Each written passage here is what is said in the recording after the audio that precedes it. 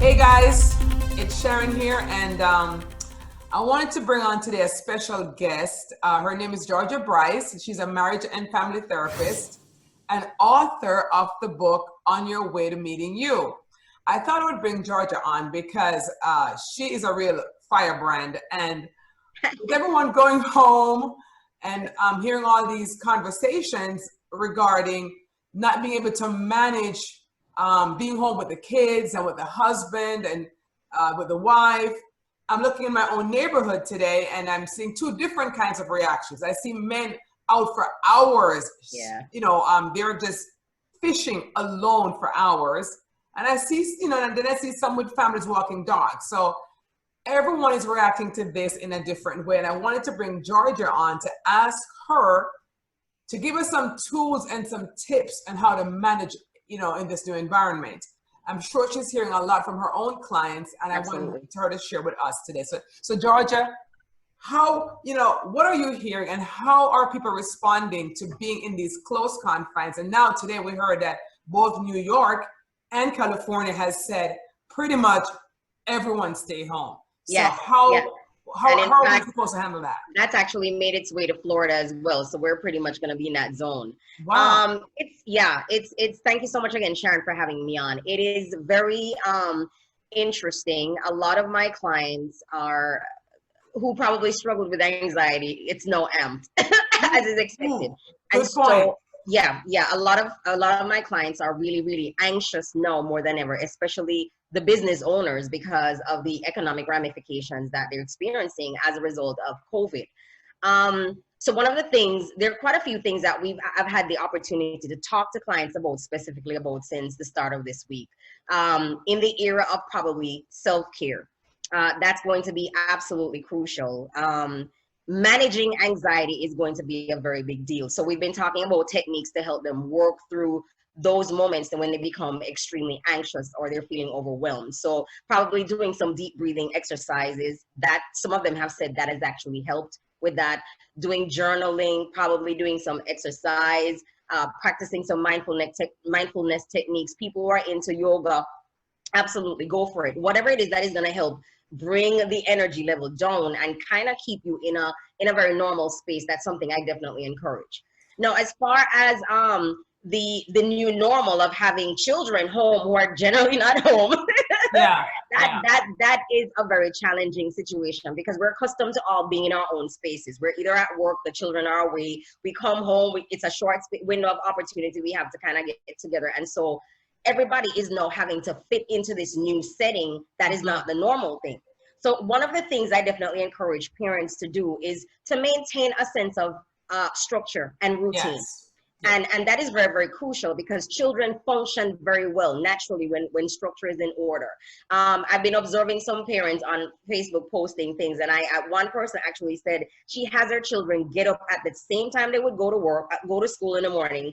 They shower, they get dressed, they have breakfast, and their day starts off and runs as though they're in school. And she's found that it's amazing how the children have responded to that, because children naturally associate being at home with being chilled and relaxed. And so if you're not intentional with putting structure in place and maintaining some kind of a routine to get them staying in that zone, it's gonna be very, very challenging for you because they're gonna do the complete opposite. So that's one thing that's absolutely crucial. I wanted to touch on that. I want to go back to the fear thing because I heard I might be the CDC or I forgot who it was, but they were saying we're fighting two fronts, the corona and we're fighting anxiety. Yes. So I was thinking, because I know, for example, drugs like Xanax and those anti-anxiety medicines, you're not able to get those pills unless you go in person. Prescription, right. So I wonder, I'm just hoping that there might be some some relaxing of standards with that, because I know that's a big thing that's happening to a lot of people right now. Right. And secondly, you talk about structure for kids. And so if you are a person who, you do not have kids, I believe that what Georgia is saying regarding structure works the same for you. Absolutely. As an individual, to get up at the same time you normally go to work, actually get dressed. I did a video today where it says, hey, I'm not going anywhere, but I'm bathed, I have my makeup on, I have perfume on, and I'm going on a call. And so having that, that mindset of getting up, getting out of your pajamas, yes, and putting on some clothes and going to your computer would actually help as well. It puts you in the zone. The Yes. psychological implications is amazing. It really puts you in that space as though I am showing up for work, and the mindset will be there that I am at work. Yeah. And I know, I know that, we don't have a lot of time, but I do want to ask you another question, Georgia, with regard to talk about kids, with regards to husband and wives who are having a real difficulty being in the same room. What's going on there? Can you share? Well, you know what? One thing is for sure. I have had conversations with clients concerning that already.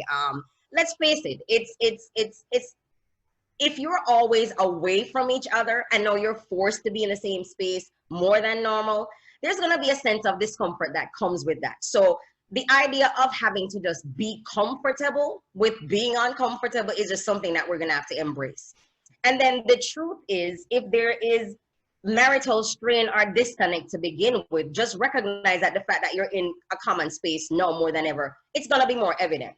And so maybe one of the things that you probably will have to do is sit down and have some tough conversations. Things that you've been able to avoid because you've been away at work or whatever it is that you're doing that has kept you apart from your spouse, you're just going to have to just man up, woman up, and just decide, I'm going to sit down, and maybe it's time for us to start talking about some of these issues that we've been avoiding all along, or we've just not had time to address. And if it comes down to it that we may need to come to a consensus that we need to seek professional help, now is the time to probably have that conversation. I really believe, even though all of this is going on, it's a crisis, a lot of opportunities are present in it, and we could begin to do some serious work in our family lives, getting in touch with our children on a level that we've never gotten in touch before, probably doing some financial planning, vision planning, goal setting for the family. Make use of the opportunity that you've been presented, because I'll tell you what, when this is over, we're going to be going back to work, and we're going to wish that we probably have some of this downtime that we're having now. That's very good advice. And, I would say, like, therapists like Georgia, and this was not in any way intended to be a plug for her, but as she was talking, and I'm thinking about it, she's appearing with us via Zoom. She's a marriage and family therapist. And I know I've heard from some of you privately who are having a really hard time in your marriage. You're just having a real discomfort. And as she said, it could be that everything is not amplified, right? Yeah. The disagreements, the things that weren't said, that were left unsaid, are now amplified in this space. And so reach out to an online therapist. I mean, Georgia, I'll put Georgia's link in the bottom of the comments, but reach out to someone online and get some therapy. This may be time to work on your marriage. Absolutely. And it's also a time too to work with your kids, to get to know them better, especially the teenagers.